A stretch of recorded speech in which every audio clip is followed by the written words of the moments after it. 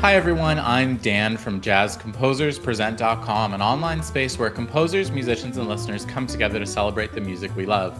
I'm joined today by Rogério Boccato, educator, percussionist who has performed on many Grammy-winning albums. Rogério is here to introduce us to Brazilian rhythms. As Dan just said, I'm here to briefly do an introduction to this enormous topic, which is Brazilian rhythms. And I just want to make very briefly 2 points that I think are fundamental to kind of getting inside of this universe of possibilities, which is Brazilian music, and through the rhythmic aspect of it. And one thing that I want you guys to try to perceive is I'm going to just sing very briefly a very well-known couple of songs, which are Brazilian, of course, and I'm going to be accompanying myself very lightly with this instrument, which is called pandeiro. I just want you to observe how your body reacts or how your body is affected by this rhythm, by this music, meaning how you're moving in relation to the music. So, for instance, if I start singing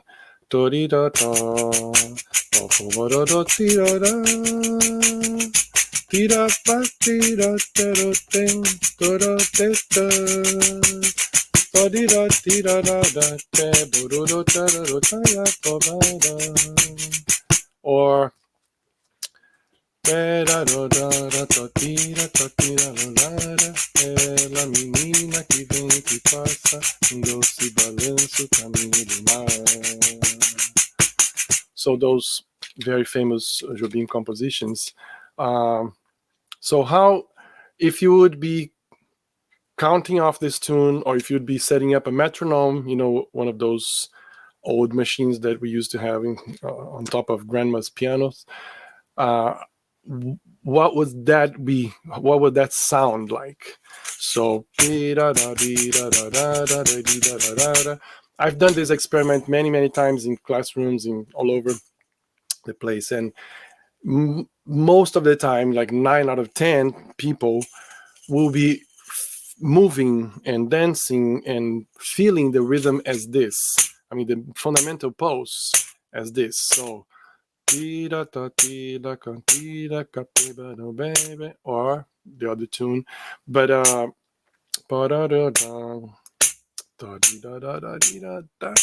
so my point here is to try to lead you to understand that in Brazilian music there's a specific way that the pulse is subdivided and felt by whoever wrote the music, by whoever is playing the guitar, singing, playing the percussion, playing the bass, whatever it is, the instruments. Each one of us, or each one of the musicians, they are feeling something inside. They're subdividing this pulse in a very specific way, which is this way. Or so, which is in 4 parts. So each pulse is subdivided by 4 parts.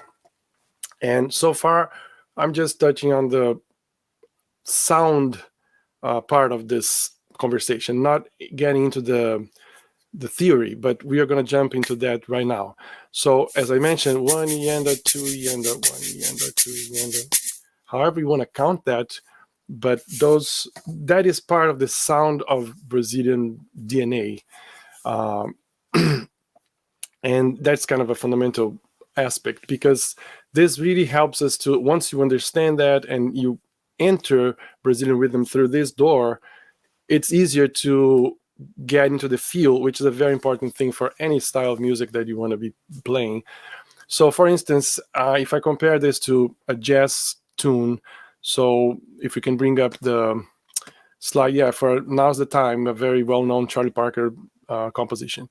So if we count off this, which is in 4/4, 1, 2, 3, 4, ti da do de bo ba, ki da do de do da, I'm making sure to play to snap all the pulses. So this is maybe what the bass would be playing. So the pulse, the quarter note. And how is that quarter note subdivided? Yes, there is the triplet swing, the swing feel, but even just looking at it, one, then 2 and 3 and 4, and so it's subdivided in 2 parts, although it's a swing feel, but different than Brazilian music. This pulse is subdivided in swing feel. Every pulse is subdivided by 2 parts. Yes, if you subdivide even more in 3 parts, like for some phrases, but most of it, lines are like we have on screen, there are a lot of eighth notes subdivision. And whenever I open a fake book, that with Jobim compositions, for instance, the 2 that I sang, usually what I see is that kind of subdivision. So if we could bring the first Girl from Ipanema transcription, which is what you would find in any fake books. So what you see there is something transcribed in 4/4, and what you have is pulse subdivided by 2 parts. So da ti da da ti da da ti da do di da kita ti da da and everything else. So what's the problem with that? The problem is that when I first played this, you never, as I said, I can't see you, but I'm assuming because of the experience I had sharing this in many situations, most people are led by the sound, which is this. So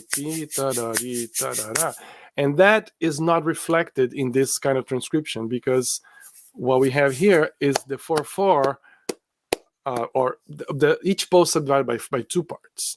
So I think instead of burning your fake books, you could just cross out the 4/4 there and adapted the whole thing to a cut time. So I have another slide with that. So it looks the same, almost the same, but the understanding that each pulse now is subdivided by 4 parts. So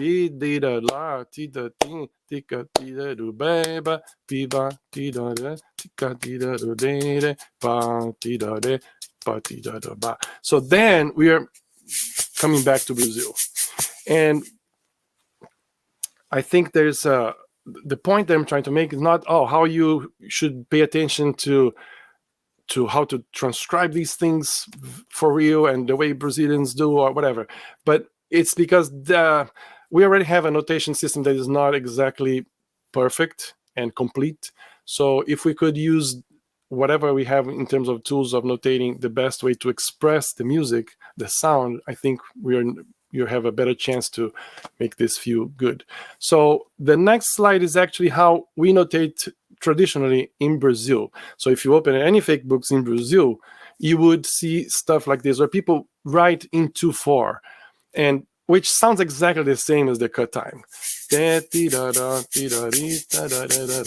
Because the principle, which is what I'm trying to call your attention for, is the pulse subdivided by 4 parts. If you feel more comfortable with seeing eighth notes subdivision, go for the cut time. If you feel okay with the 16 notes, so then you go with the Brazilian way, which is just a convention.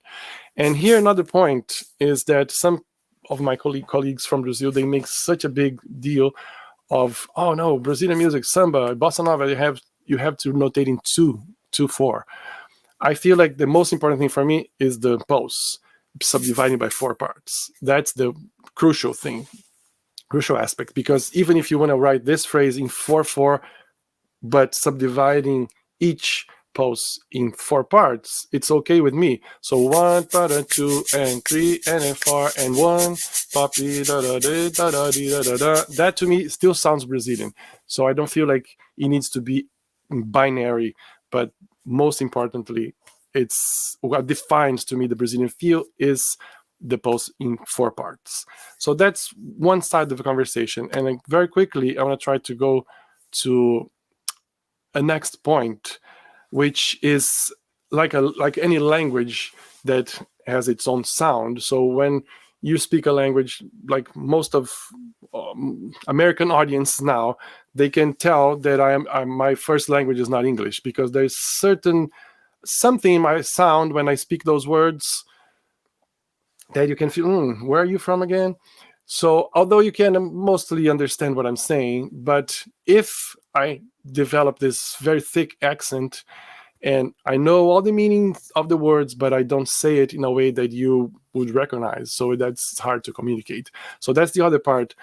I mean, you can have all the charts really beautifully written, but if you don't know what they would sound like in terms of the feel, so that would make it harder to sound more into the Brazilian language. So one example that I wanted to give you is this style that happens in the northeast of Brazil, in a state called Maranhão, and it's called tambor de crioula. And as like many African traditions, we have 3 drums in this style, like a big drum, a medium drum, and a smaller drum, and they play different roles and different patterns. So this is the middle drum which starts the groove. It plays like this.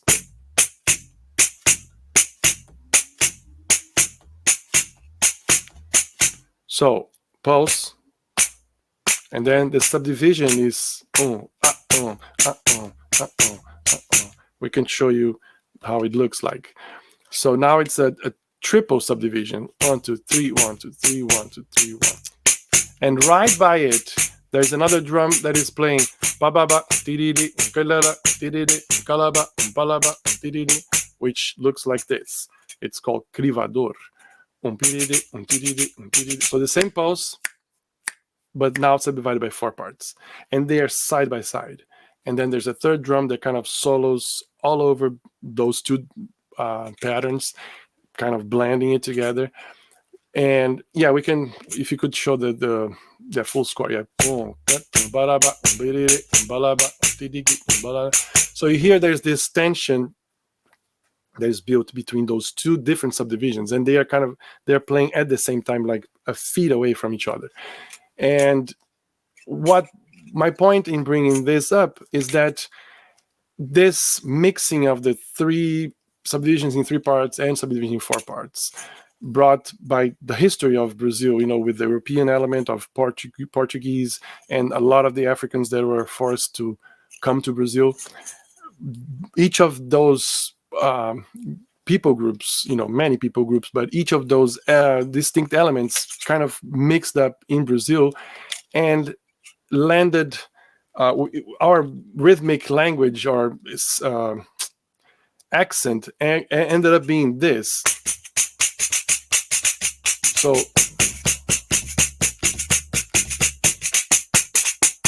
when people say straight 8s, they're just referring to, okay, it's not swing 8 notes, but this is actually not, it has its own swing, and the swing comes from this combination of the 3 and 4 together. So I have another slide that shows this very important figure or rhythmic figure, which some historians call the Afro-Brazilian rhythm. And in Brazil, we call this garfinho, which is the word for a little fork, because the rhythm, when you look at it, it looks like a fork. So it's so common in many situations in terms of the melodies, the accompaniments, all instruments. This is pervasive in terms of Brazilian music, and it's so common that people even nickname this rhythm, because you're in a rehearsal and say, "Oh, just play the garfinho like four times." So it is 3 notes to the pulse, but it's not triplets, like even triplets. 1, 2, 3, 1, 2, 3, pa, ta, ta, ta, ta, ta. And it's not German or European. Ta, da, ti, ti, ti, ti, ti, ti, ti. So sounds like this. 1, 2, 1, 2, 1, 2. And here you have in this 2 forms, like 2/4 or cut time.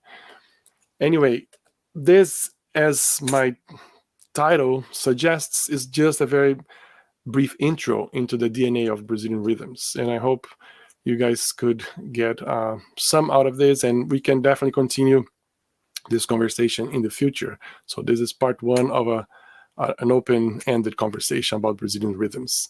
Again, thanks so much for the opportunity to share a little bit about, the music from where I come from. Thanks a lot. Thanks for watching today's mini lesson. Be sure to like, share, and subscribe. Drop any questions, comments, or suggestions for future videos in the comment section down below. To watch our full-length events and participate in live Q&As with our presenting artists, head over to jazzcomposerspresent.com. Thanks, and we'll see you next time.